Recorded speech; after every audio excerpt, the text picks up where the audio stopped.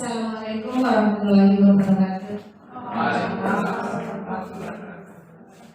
Yang terhormat Kepala Sekolah SMP 1 Sidoarjo, beliau Bapak Muhammad Al-Amin Tuan Sarjana Pendidikan. Yang saya hormati rekan-rekan guru hebat SMP 1 Sidoarjo. Puji syukur kehadirat Allah Subhanahu wa Ta'ala, Tuhan yang Maha Esa, yang telah memberikan beribu-ribu kenikmatan kepada kita semua sehingga kita dapat berkumpul di sini dalam acara berbagi praktik baik.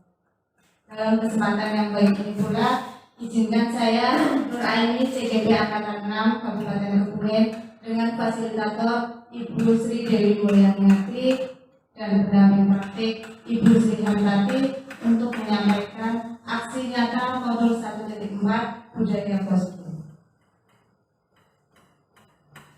Agenda kegiatan kita pada hari ini selama 1 jam ke depan, yang pertama yaitu pembukaan, kedua kegiatan inti, dan ketiga penutup. Adapun agenda pembukaan terdiri dari doa, 2 menyanyikan lagu Indonesia Raya, 3 penyampaian tujuan kegiatan, dan yang keempat kesepakatan kelas. Marilah pertama kali kita awali kegiatan pembukaan doa bersama-sama dengan membaca basmalah. Semoga acara hari ini berjalan dengan lancar tanpa ada halangan suatu apa. Meningkat pembukaan yang kedua yaitu menyanyikan lagu Indonesia Raya. Bapak Ibu hadirin, kami persilakan untuk berdiri.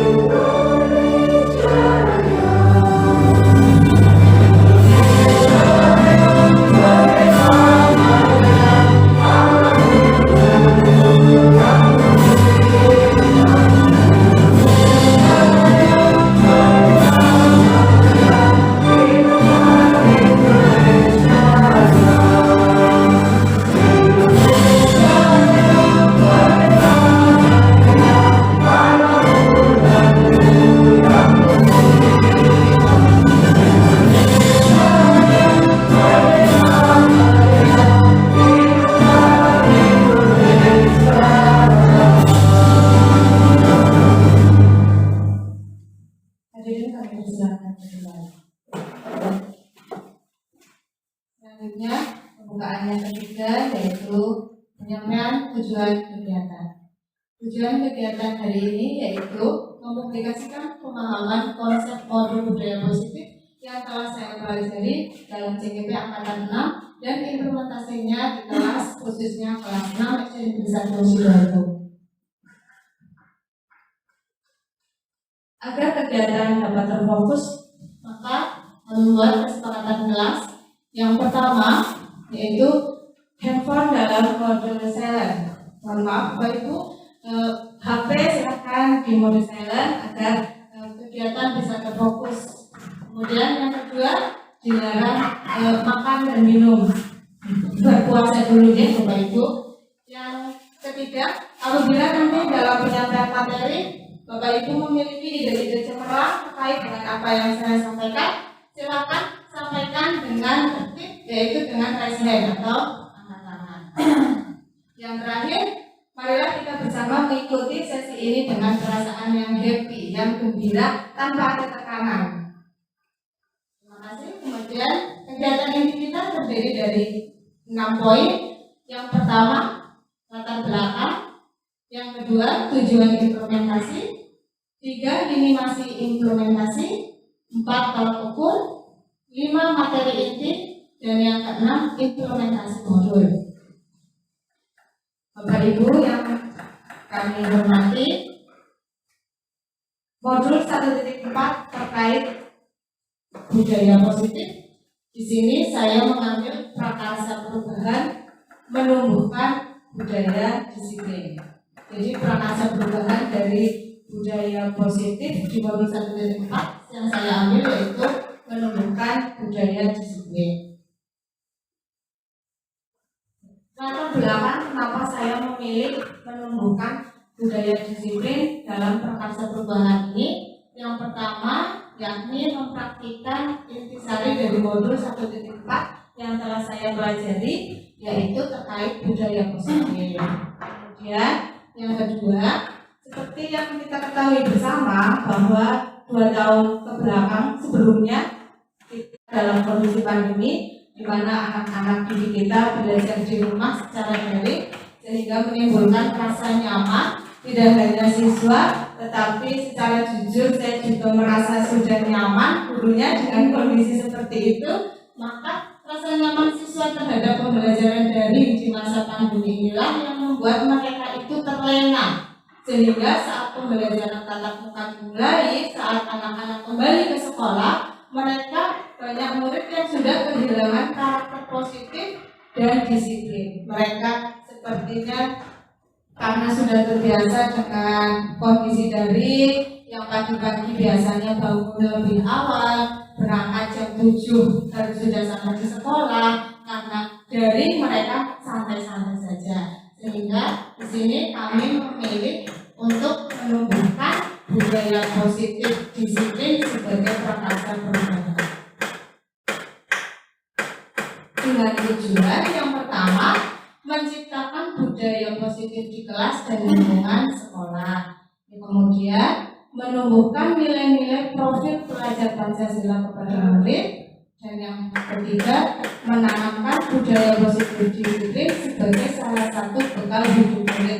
Apabila nanti murid kembali ke masyarakat, mereka memiliki nilai-nilai budaya positif yaitu disiplin. Tidak hanya di rumah, sekolah maupun juga di masyarakat.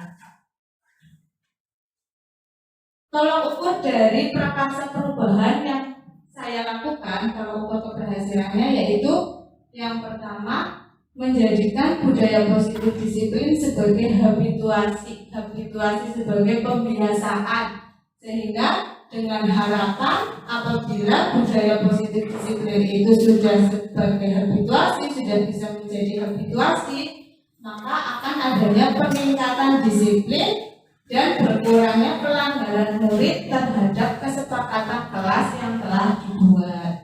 Kemudian tolak ukur yang ketiga yaitu adanya refleksi dan umpan balik dari kepala sekolah, rekan sejawat, dan juga murid kelas 6. Lini masa tindakan dari prakarsa perubahan yang saya lakukan yaitu yang pertama, saya menentukan waktu pelaksanaan tindakan aksi nyata. Kemudian yang kedua, sosialisasi kepada seluruh warga sekolah tentang pentingnya budaya positif dan keyakinan kelas. Yang ketiga, saya membuat keyakinan kelas.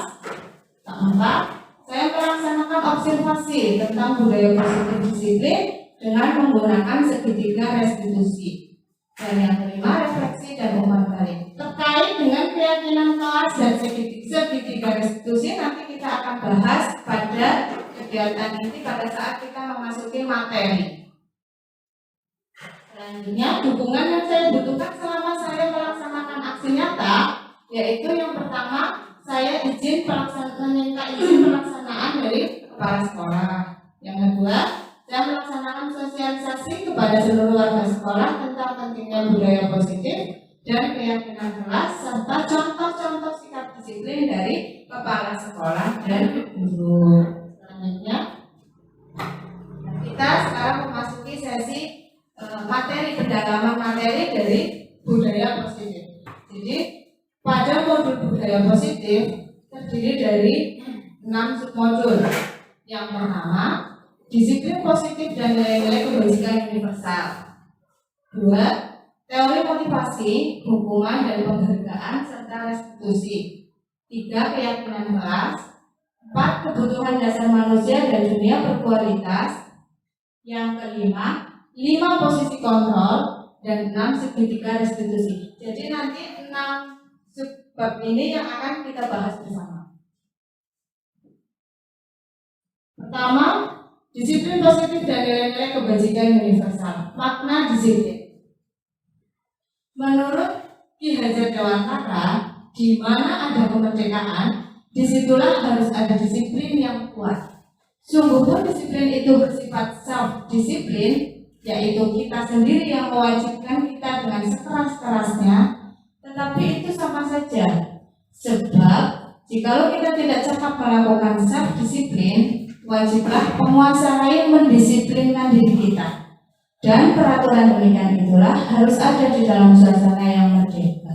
Maksudnya, jadi disiplin itu sebenarnya berasal dari kesadaran diri kita sendiri, tumbuh dari diri kita sendiri. Disiplin diri, jadi berangkat dari diri kita sendiri. Namun apabila jikalau kita tidak cepat melakukan self-disiplin, wajib penguasa lain. Jadi di sini sudah kewajiban dari atasan kita, beliau Bapak Kepala Sekolah, untuk mendisiplinkan kita. Jadi apabila kita mendapat teguran, itu memang karena kita belum tumbuh disiplinnya. Begitu juga dengan murid, apabila murid melakukan disiplin dirinya belum tumbuh, maka kita sebagai guru wajib mendisiplinkan.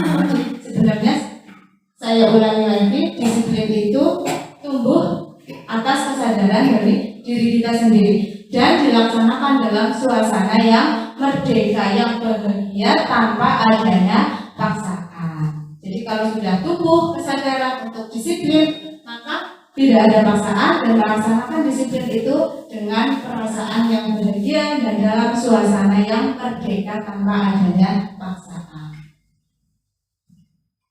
Tujuan dari disiplin di sini menurut Ki Hajar Dewantara yaitu menanamkan motivasi pada murid-murid kita untuk menjadi orang yang mereka inginkan dan menghargai diri sendiri dengan nilai-nilai yang mereka percaya.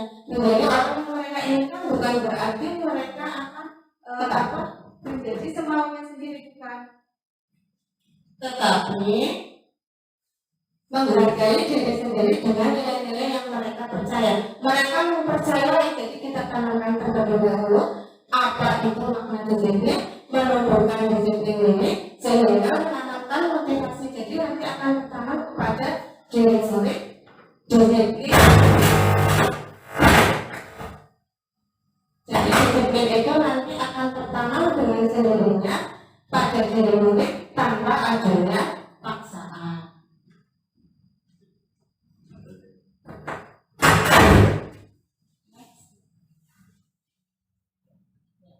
Setelah tumbuh disiplin diri dalam diri murid, diharapkan nanti akan terbentuk nilai-nilai kebajikan universal. Nilai-nilai itu tercermin dalam profil pelajar Pancasila, di antaranya beriman, bertakwa kepada Tuhan Yang Maha Esa dan berakhlak mulia. Bisa diterapkan misalnya nilai-nilai beriman, bertakwa kepada Tuhan Yang Maha Esa melalui kegiatan ibadah. Karena disiplin dirinya sudah tumbuh, maka murid-murid akan melaksanakan kegiatan ibadah tanpa adanya sebuah paksaan, tidak ada. Jadi sudah tumbuh dengan sendirinya di rumah, di sekolah, di masyarakat pun. Kemudian mereka juga akan kreatif memunculkan ide-ide kreatifnya. Mereka akan dengan serta-merta apabila ada yang kesusahan, mereka akan serta-merta melaksanakan gotong royong, dia akan mandiri, bernalar kritis, sehingga terbentuklah keberkebinekaan global dimanapun berada, dengan usia yang lebih tua, lebih muda, bergabung dengan siapapun, karena sudah disiplin dirinya sudah tertanam, maka murid-murid kita akan mampu menerapkan nilai-nilai kebajikan universal.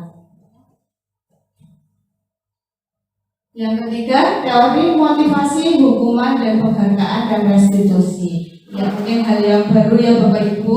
Apa itu kalau hukuman dan penghargaan sudah sering kita dengar. Tetapi restitusi, saya sendiri tahu apa itu restitusi setelah mempelajari modul 1.4. Sebelumnya motivasi. Motivasi itu menurut Jane Gosen itu ada 3 motivasi perilaku manusia. Kenapa manusia melakukan sesuatu itu? Karena pasti ada motivasinya. Motivasinya yang pertama mungkin untuk menghindari ketidaknyamanan atau hukuman. Jadi anak-anak mungkin mau disiplin awalnya untuk menghindari ketidaknyamanan atau hukuman. Yang kedua, untuk mendapatkan imbalan atau penghargaan dari orang lain agar sama bapak dan ibu guru nanti mendapat imbalan, mendapat penghargaan. Kemudian yang ketiga, ini harapannya untuk menjadi orang yang mereka inginkan dan menghargai diri sendiri dengan nilai-nilai yang mereka percaya. Harapan kami dengan menumbuhkan budaya positif, terbentuklah motivasi dari murid-murid yang ketiga. Jadi bukan karena untuk menghindari hukuman atau juga bukan untuk mendapatkan imbalan ataupun penghargaan, tetapi karena sudah menjadi budaya, tumbuh dengan kesadaran mereka sendiri, sehingga mereka melaksanakan disiplin itu tanpa ada paksaan dan dalam suasana yang merdeka. Hukuman dan penghargaan. Mungkin tanpa sadar kadang ya Bapak Ibu kita sering melaksanakan hukuman maupun penghargaan juga kepada anak-anak. Apa bedanya? Hukuman di sini bersifat tidak terencana atau tiba-tiba. Tidak ada rencana. Apa Bapak Ibu kalau mau menghukum murid sudah direncanakan di rumah kan tidak ya? Oh nanti itu saya hukum. Tidak. Bersifat satu arah. Jadi hanya antara Bapak Ibu dengan murid. Tidak ada kesepakatan. Mana ada murid yang sepakat mau dihukum. Nah yang ketiga, tanpa melalui suatu kesepakatan itu tadi. Jadi kalau hukuman itu tiba-tiba tanpa terencana, hanya bersifat satu arah dari guru ke murid tanpa adanya suatu kesepakatan. Sedangkan konsekuensi atau penghargaan sudah terencana atau sudah disepakati bersama. Misalnya nanti kalau yang dapat nilai 100 guru kasih hadiah. Nah itu sudah terencana, sudah ada rencana dan sudah dibahas dan disetujui bersama. Itu konsekuensi atau penghargaan. Nah, mana yang lebih baik? Menurut Alfikon, ternyata Bapak Ibu, baik penghargaan maupun hukuman itu cara mengontrol perilaku seseorang yang menghancurkan potensi untuk pembelajaran yang sesungguhnya. Hukuman, penghargaan saja itu menghancurkan potensi, apalagi hukuman, penghargaan yang selama ini kita anggap itu baik, itu saja ternyata berpotensi untuk menghancurkan. Nah, apalagi hukuman. Lalu apa? Secara ideal tindakan belajar itu sendiri adalah penghargaan sesungguhnya. Dengan anak menerapkan budaya positif, disiplin sudah tertanam. Apabila sudah tertanam, mereka belajar. Pada saat mereka belajar menerapkan budaya disiplin, disitulah mereka sudah mendapatkan penghargaan yang sesungguhnya. Penghargaan yang selama ini kita anggap sudah bagus, ternyata memiliki pengaruh baik jangka panjang maupun jangka pendek. Yang pertama, penghargaan itu efektif jika kita menginginkan seseorang melakukan sesuatu yang kita inginkan. Jadi murid akan melakukan sesuatu yang kita inginkan karena adanya penghargaan, bukan kesadaran. Yang kedua, jika kita menggunakan penghargaan lagi dan lagi selalu kita, kalau dapat 100, dapat nilai 100, nanti bu guru kasih minta misalnya permen, bu guru kasih pensil, bu guru kasih buku. Nah itu maka nanti murid akan bergantung pada penghargaan yang diberikan serta kehilangan motivasi dari dalam diri murid. Mereka kurang adanya motivasi karena dia hanya mengharapkan pensil, berharap buku. Kemudian yang ketiga, jika kita mendapatkan penghargaan untuk untuk melakukan sesuatu yang baik, maka selain kita senantiasa berharap mendapatkan penghargaan tersebut lagi, kita pun menjadi tidak menyadari tindakan baik yang kita lakukan. Murid kurang menyadari, oh saya harus belajar, kurang kesadarannya, kurang tumbuh. Nah, penghargaan itu pun nanti akan menghukum.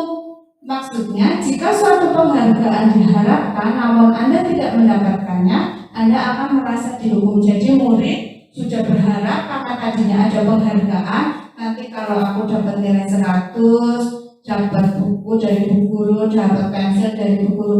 Nah, ketika murid tidak mendapatkan nilai 100, maka murid itu akan merasa terhukum. Jadi penghargaan itu ternyata menghukum siswa. Lalu apa yang harus kita lakukan? Apa yang baik? Nah, di sini Bapak Ibu, restitusi. Hubungan restitusi. Apa itu restitusi? Restitusi adalah proses menciptakan kondisi bagi murid untuk memperbaiki kesalahan mereka sehingga mereka bisa kembali pada kelompok mereka dengan karakter yang lebih kuat. Restitusi juga adalah proses kolaboratif yang mengajarkan murid untuk mencari solusi untuk masalah dan membantu murid berpikir tentang orang seperti apa yang mereka inginkan dan bagaimana mereka harus memperlakukan orang lain. Maksudnya restitusi di sini menciptakan kondisi murid untuk memperbaiki kesalahan. Jadi memperbaiki kesalahan-kesalahan mereka dengan untuk kembali kepada kelompok mereka, maksudnya menjadi yang lebih baik lagi, bukan karena adanya penghargaan, tapi tumbuh karena adanya kesadaran. Kalau restitusi, kalau penghargaan itu karena tadi ada mau dikasih buku, dikasih pensil, tapi kalau restitusi tumbuh kesadaran. Saya harus belajar, entah dapat nilai 100, entah tidak, saya harus belajar. Tidak memikirkan buku, tidak memikirkan pensil, tapi tumbuh kesadaran bahwa memang belajar adalah tugas seorang murid. Ciri-ciri restitusi yang membedakan dengan program disiplin lainnya.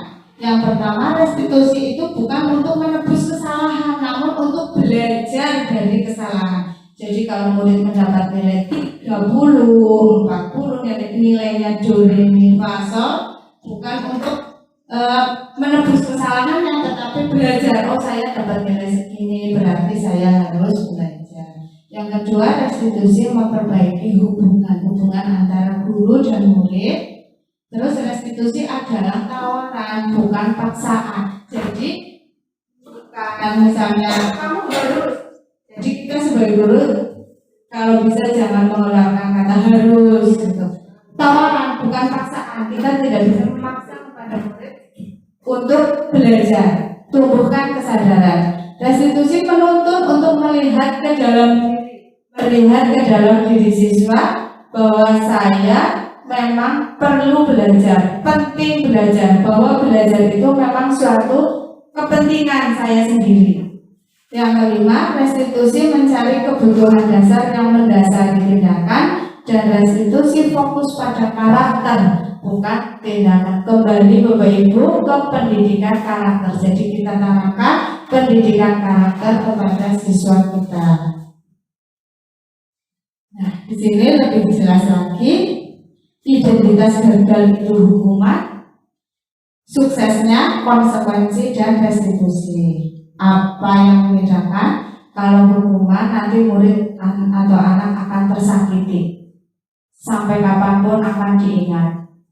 Bahkan saya yakin panjenengan pun masih ingat dengan guru panjenengan pada saat dulu panjenengan sekolah, guru yang menghukum panjenengan atau mungkin menghukum teman panjenengan. Kemudian kalau konsekuensi, murid atau anak dibuat tidak nyaman. Sedangkan restitusi mendapatkan penguatan. Misalnya belajar, anak dibuat tidak nyaman karena teringat pensil, teringat buku, teringat penghargaan itu sendiri.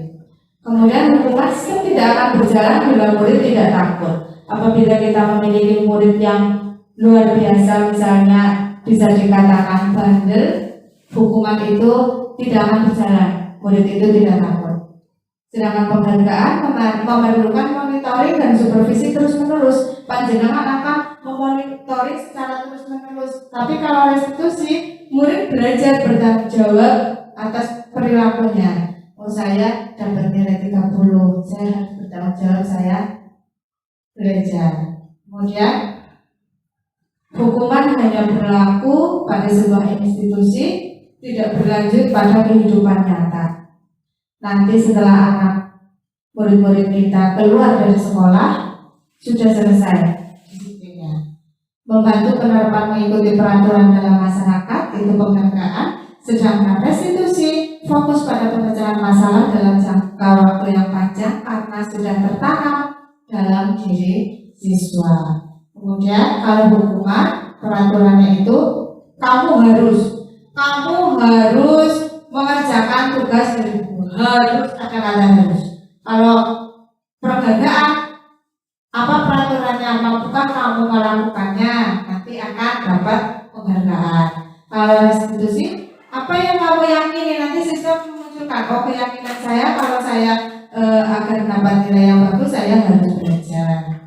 Kemudian hukuman, nanti lama-lama murid kita akan membenci peraturan, karena kalau tidak mematuhi nanti saya dihukum. Sedangkan penghargaan, murid akan menghormati peraturan. Tetapi sedangkan restitusi, murid itu akan menghormati dirinya sendiri dan orang lain.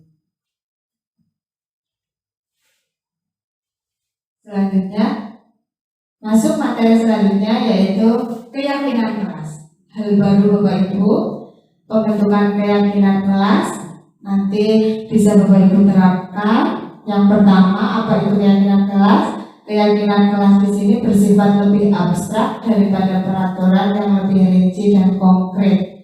Jadi lebih abstrak bukan berarti bukan yang lebih rinci, bukan. Keyakinan kelas berupa pernyataan universal dan keyakinan kelas di sini dibuat dalam bentuk positif. Jadi tidak ada kata tidak boleh, tidak ada kata jangan, tapi dalam bentuk positif. Bagaimana prosedur pembentukan keyakinan kelas? Prosedur pembentukan keyakinan kelas diawali dengan curhat organ sekolah atau organ kelas. Jadi Bapak Ibu bisa mengajak murid-murid untuk agar murid-murid itu kita pancing peraturan di kelas kita, kesepakatan kelas kita apa. Kemudian mencatat semua masukan-masukan. Bapak Ibu bisa melihat di belakang Bapak Ibu ada kesepakatan kelas 6. Di belakang ada kesepakatan kelas 6 karena kelas ya di atas saya ini ya betul, itu kesepakatan kelas 6. Karena kelas 6 terdiri dari 10 siswa. Jadi masing-masing siswa saya minta untuk membuat apa yang mau menjadi kesepakatan, apa yang ingin disepakati. Di sana tampak 10 hadir tepat waktu, sudah positif ya. Kemudian bawahnya tidak bertengkar. Di sana di kesepakatan kelas masih tertera kata negatif, tidak bertengkar. Nah yang ketiga, gantilah kalimat dalam bentuk negatif menjadi positif. Yang keempat, keyakinan kelas selanjutnya bisa diletakkan. Salah tipenya itu. Diletakkan di dinding kelas di tempat yang mudah dilihat semua warga kelas. Jadi langkah pertama Bapak Ibu membentuk kesepakatan kelas terlebih dahulu. Bisa Bapak Ibu pirsani di tembok kelas 6 bagian belakang. Itu kesepakatan kelas 6 ada 10 macam karena siswanya 10. Ya, hadir tepat waktu, tidak bertengkar. Itu siswa yang membuat Bapak Ibu. Jadi Bapak Ibu, kalau misalnya kelas 1 bagaimana belum bisa menulis, bisa ditampung oleh gurunya, guru yang menulis gitu. Kemudian setelah terbentuk kesepakatan kelas, itu baru bentuk kesepakatan, belum menjadi keyakinan. Kita tanyakan kepada murid-murid kita, apakah kamu meyakini? Nah, jadilah keyakinan kelas 6. Yang tadi dalam bentuk negatif, kita rubah menjadi bentuk positif. Misalnya, di sana tertera tidak membuat gaduh. Ada kata negatifnya, kita ganti di poin nomor 6 itu bersikap tenang saat pembelajaran. Itu belakang kesepakatan kelas, di tempo belakang, di samping Ibu Warsia sudah menjadi keyakinan kelas. Jadi berawal dari kesepakatan, kemudian keyakinan kelas. Nah, apa fungsinya? Itu menjadi kontrol buat murid-murid kita. Apabila murid-murid kita melanggar apa yang sudah menjadi keyakinan, kita kembalikan ke keyakinan kelas kita. Apa yang sudah menjadi keyakinan kelas kita, mereka akan sadar sendiri. Oh iya, karena apa? Karena ini mereka yang membuat.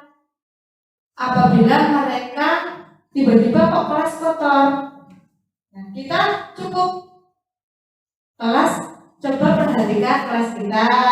Nanti anak dengan sendirinya akan menjawab, oh iya kotor. Nah, apa yang menjadi keyakinan kelas kita? Anak akan muncul. Jadi kita hanya mengingatkan, tidak perlu, ayo kelasnya kotor, disapu kayak gitu. Sudah tumbuh keyakinan kelas. Selanjutnya, kebutuhan dasar manusia dan dunia berkualitas. Kebutuhan dasar manusia menurut Dr. William Glasser ada 5. Yang pertama, kebutuhan bertahan hidup. 2, kasih sayang dan rasa diterima.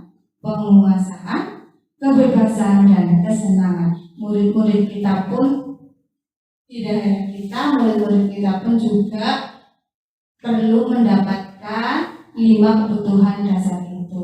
Jadi itu sifatnya tidak hanya untuk manusia dewasa, tetapi untuk semua. Jika kita dapat mengidentifikasi kebutuhan apa yang mendorong perilaku kita, maka perubahan perilaku positif dapat dimulai dengan mencari solusi untuk memenuhi kebutuhan tertentu dengan cara yang positif. Itu menurut Glasser.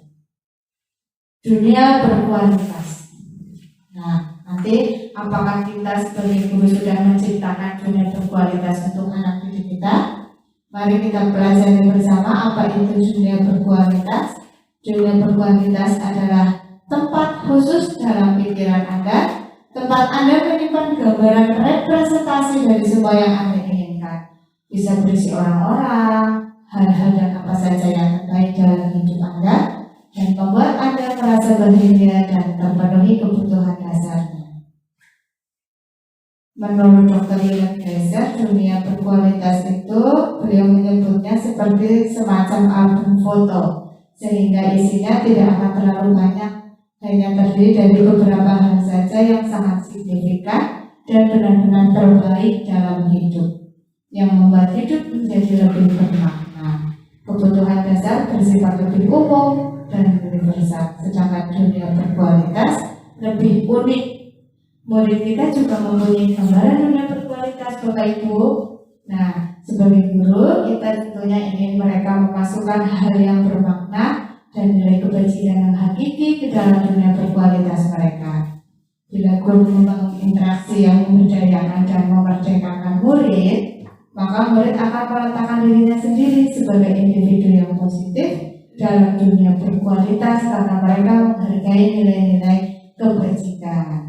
Jadi di sini Bapak Ibu, anak-anak kita juga ingin menjadi anak yang merdeka seperti kurikulum kita sekarang, kurikulum merdeka.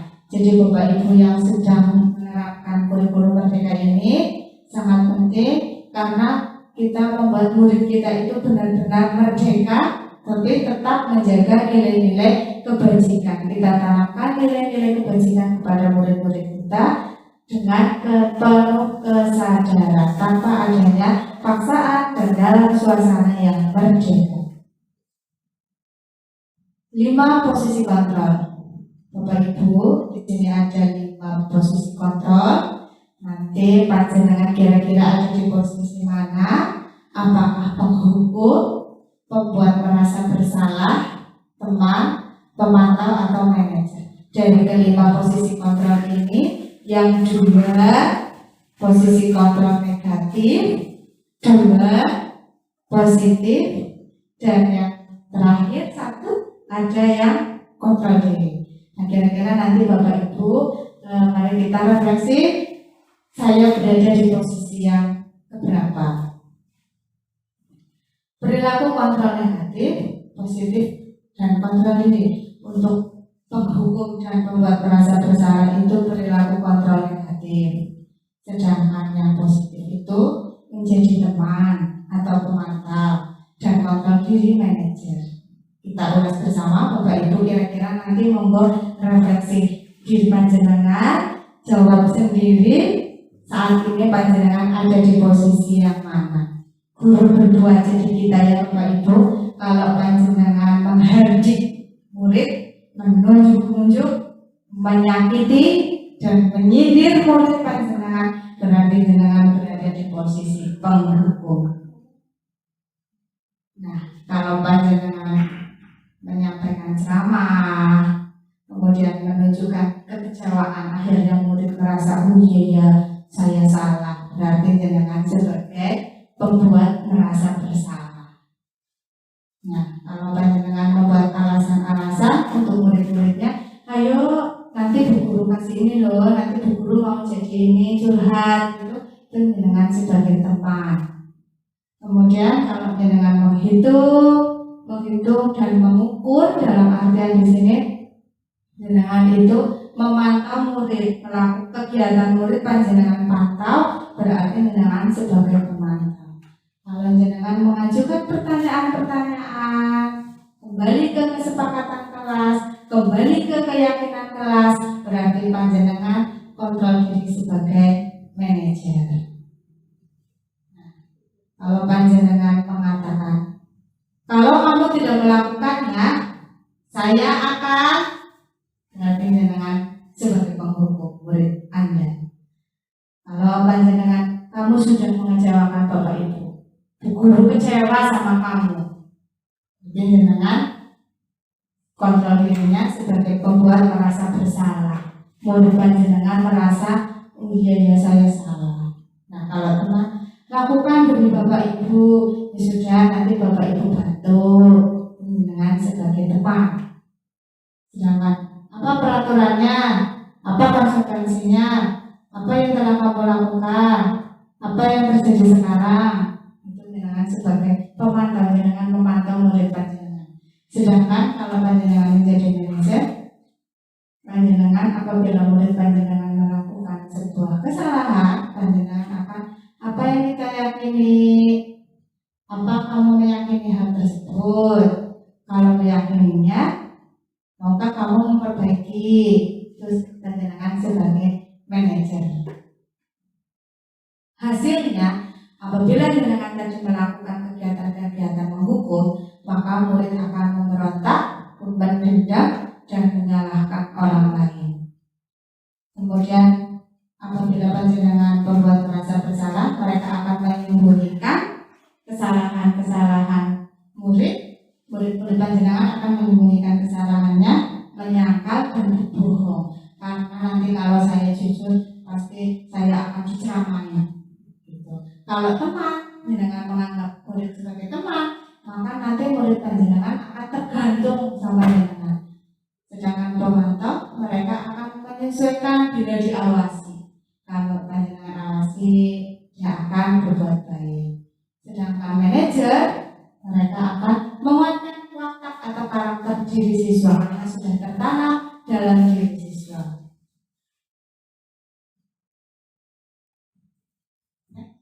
Kemudian murid berkata, pada saat panjenengan menghukum, lama-lamaan murid panjenengan akan saya tidak peduli. Baliknya, yang merasa bersalah, pasti nanti murid panjenengan akan mengatakan maaf. Nah, kalau teman, saya pikir Bapak Ibu teman saya.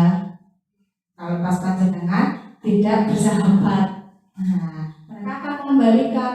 Kemarin membantu, sekarang saya pikir Bapak Ibu itu teman saya.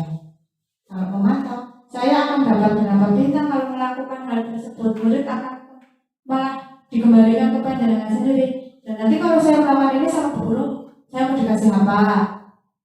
Karena panjenengan memantau. Sedangkan manajer nanti murid akan berkata, bagaimana caranya agar saya bisa memperbaiki keadaan ini?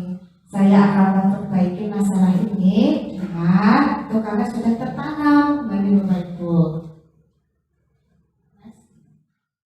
Dampaknya, kalau panjenengan menghukum murid-murid panjenengan, maka murid akan mengulangi kesalahan berulang kali, perilaku agresif murid-murid kita.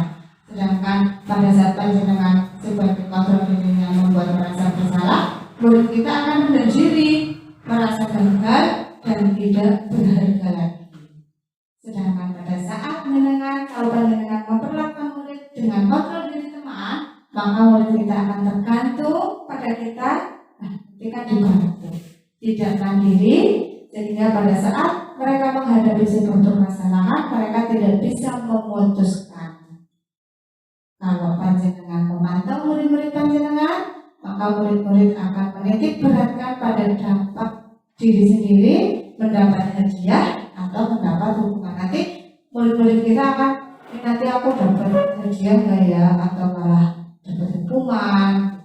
Tetapi kalau kita sebagai kontrol diri yang manajer, maka murid kita akan mengevaluasi diri bagaimana menjadi diri yang lebih baik. Kaitannya dengan dunia berkualitas, apabila kita sebagai penghukum, maka murid meletakkan guru di luar dunia berkualitas mereka. Tidak ada hal yang uniknya. Mereka akan enggan mengingat kita. Kemudian pembuat merasa bersalah, murid pun meletakkan guru di dalam dunia berkualitas, karena dia pernah dibully, jadi merasa bersalah. Murid meletakkan guru sebagai orang penting, karena sebagai temannya. Masih dia punya teman, gurunya itu serasa teman, mau membantu. Kemudian untuk pemantau, murid meletakkan guru peraturan di dunia berkualitas juga karena dipantau. Sedangkan manajer murid meletakkan dirinya sebagai individu yang positif dalam dunia berkualitas murid itu sendiri. Materi yang hal baru juga Bapak Ibu, segitiga restitusi. Apa itu segitiga restitusi? Kembali tadi pengertian restitusi sebagai kontrol diri. Nah, ada 3 langkah, itu menstabilkan identitas, validasi tindakan yang salah, dan menanyakan keyakinan. Teori kontrolnya untuk menstabilkan identitas itu kita semua akan melakukan hal terbaik yang bisa kita lakukan. Sementara validasi tindakan, semua perilaku itu memiliki alasan. Dan menanyakan keyakinan, kita semua memiliki motivasi internal. Untuk lebih jelasnya, di sini ada kasus, ada kasus bisa. Kasusnya ada seorang siswa yang tidak memakai seragam.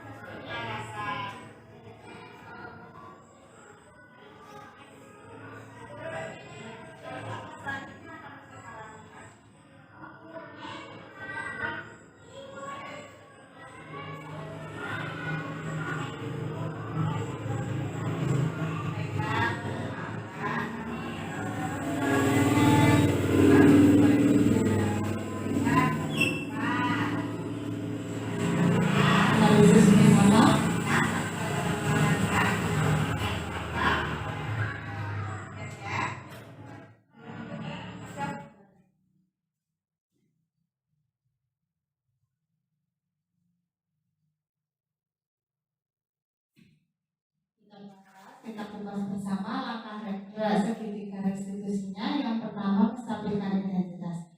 Jadi, Mas Java, bisa kita bicara sebentar sebelum olahraga dimulai? Tahukah kamu kenapa Bu Guru memanggilmu? Nah, sehingga nanti masuk ke validasi tindakan yang salah. Mengapa kamu tidak memakai seragam olahraga? Terus, kembali ke keyakinan kelas kita. Apa itu sudah sesuai? Benarkah tindakanmu? Pastinya kamu punya alasan mengapa kamu tidak memakai seragam olahraga seperti teman yang lain. Kenapa? Apa yang akan kamu lakukan? menanyakan keyakinan, apa yang menjadi keyakinan kelas kita saat pelajaran olahraga. Jadi kita tidak kembali ke keyakinan kelas karena sudah tertera dalam keyakinan kelas, yaitu di sana memakai seragam yang sesuai dengan ketentuan yang berlaku. Keyakinan kelas nomor 5. Nah, di sini guru dengan mengajukan pertanyaan-pertanyaan pemakai. Guru berkata, tetapi seperti yang sudah saya sampaikan, hasilnya mewakili watak atau karakter siswa terkait keyakinan kelas. Jadi keyakinan kelas, Mas Jawa kita ingatkan tentang keyakinan kelas yang sudah dibuat bersama. Sehingga dampaknya pada murid boleh mengevaluasi diri untuk menjadi murid yang lebih baik dan murid meletakkan dirinya sebagai individu yang baik dalam setiap berbuat baik.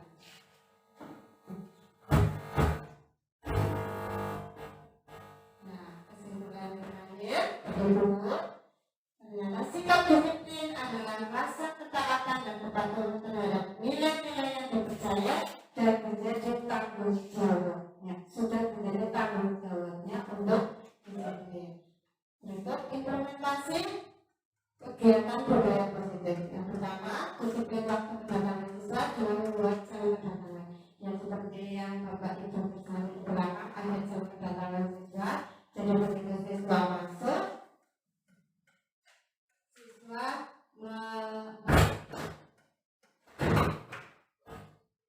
siswa kemudian memasang jarum jam sesuai dengan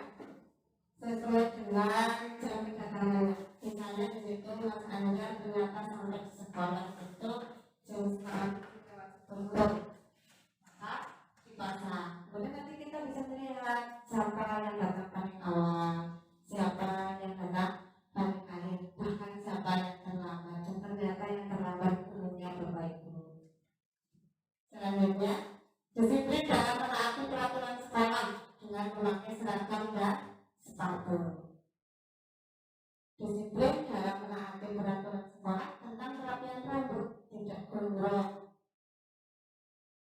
Disiplin dalam mengumpulkan tugas tertib, tidak membantu tulis berbaris kaki sesuai dengan waktunya.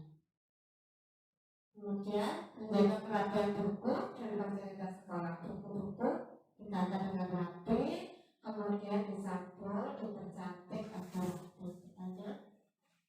Disiplin dalam bertanya. Pada saat bertanya, anak-anak raise hand, mengacungkan jari. Alhamdulillah, sampai kita di penutup acara ini. Acara penutup terdiri dari 3 kegiatan. Yang pertama refleksi, mencoba motivasi diri, dan yang ketiga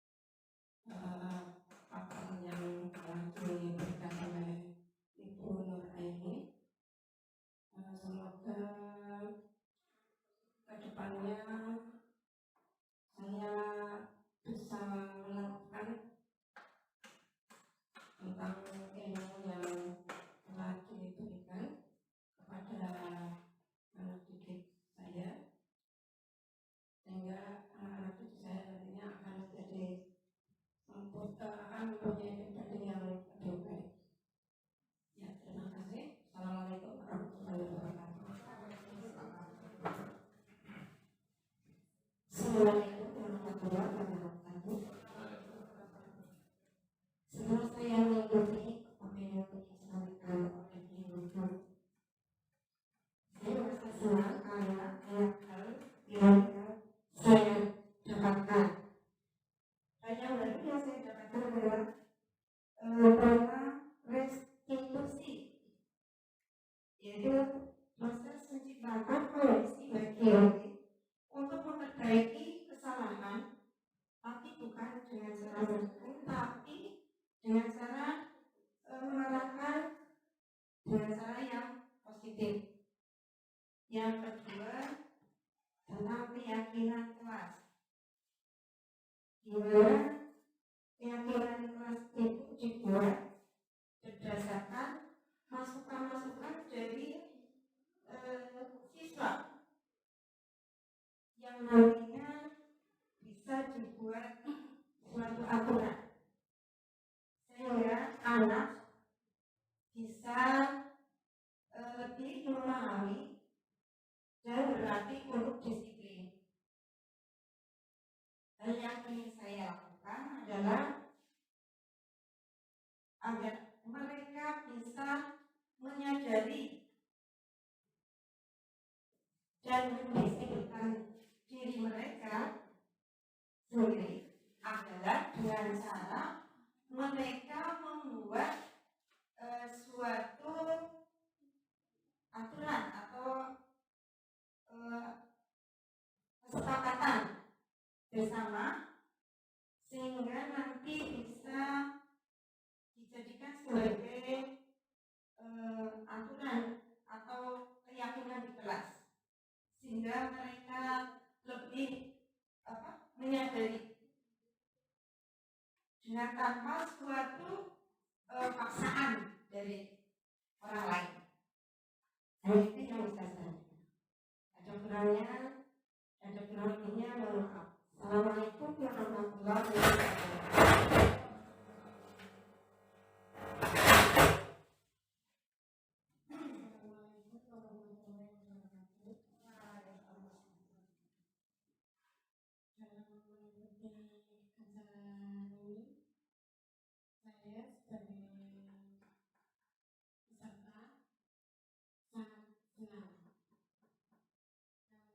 Saya mendapatkan pengalaman baru, terutama tentang keyakinan kelas, kesepakatan kelas. Terus ada lagi habituasi dan restitusi. Untuk kedepannya, saya menginginkan anak-anak didik saya bisa mempunyai kesadaran bahwa dalam belajar itu adalah tanggung jawabnya, bukan nantinya mengharapkan hadiah, ya. Itu terutama anak-anak bisa bertanggung jawab dan sebagai guru bisa jadi manajer yang baik. Dan itu yang saya bisa sampaikan.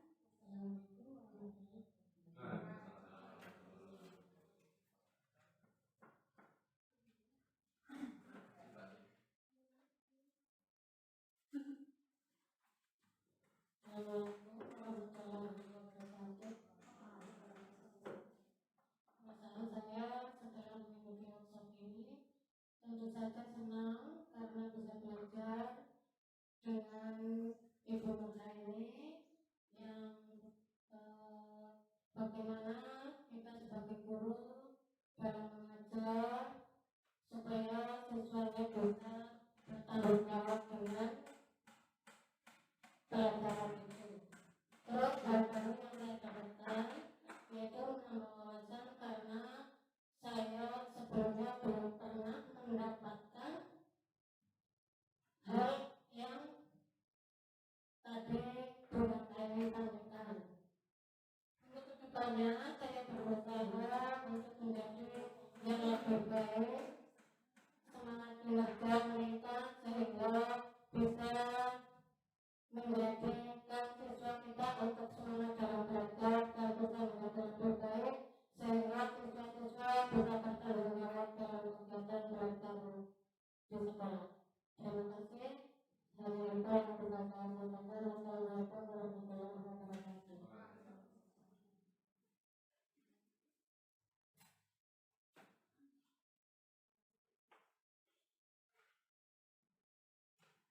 Wassalamualaikum warahmatullahi wabarakatuh. Assalamualaikum warahmatullahi wabarakatuh. Perasaan saya setelah mengikuti seminar aksi nyata ini tentunya sangat senang dan antusias. Hal baru yang dapat saya peroleh dari seminar ini antara lain dengan budaya disiplin pada akhirnya akan menumbuhkan nilai-nilai kebijakan universal. Yang kedua, penghargaan dan hukuman itu dapat mempengaruhi potensi yang ada pada diri siswa, serta kita dapat melakukan proses kolaborasi untuk menanamkan karakter yang lebih kuat. Hal yang saya lakukan setelah mengikuti seminar ini antara lain dapat menerapkan disiplin positif agar menumbuhkan nilai-nilai kebijakan universal dan agar dapat menumbuhkan karakter yang lebih kuat. Terima kasih. Wassalamualaikum warahmatullahi wabarakatuh. Assalamualaikum warahmatullahi wabarakatuh. Perasaan saya setelah mengikuti kegiatan workshop ini, saya merasa senang karena banyak hal yang saya dapatkan dari kegiatan ini. Hal yang baru didapatkan dari kegiatan ini, kesepakatan kelas akan menjadi keyakinan kelas dan menjadi motivasi kecil atau muncul dari diri siswa dalam menerapkan budaya positif. Disiplin positif mulai tertanam pada diri siswa, adanya inovasi